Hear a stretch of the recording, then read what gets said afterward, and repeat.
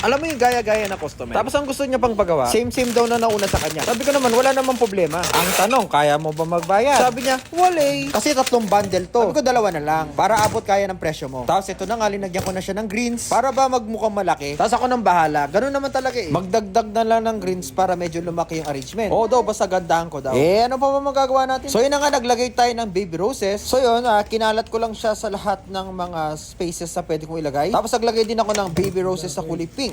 Dahil nga gusto niyo daw ng white and pink na bulaklak. Tapos partida, nagmamadali pa siya niyan, ha. Uy, naku.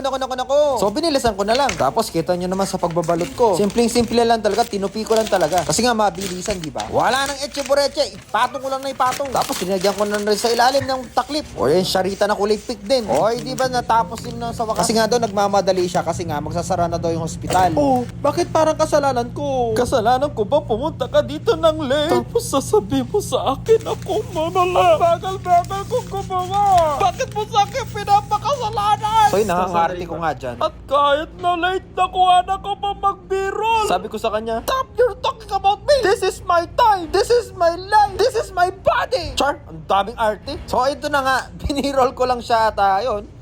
Nagmamadali ko sa mer. Wala siya magagawa eh. Binidyoan ko na eh. Fucking drop ang tabi.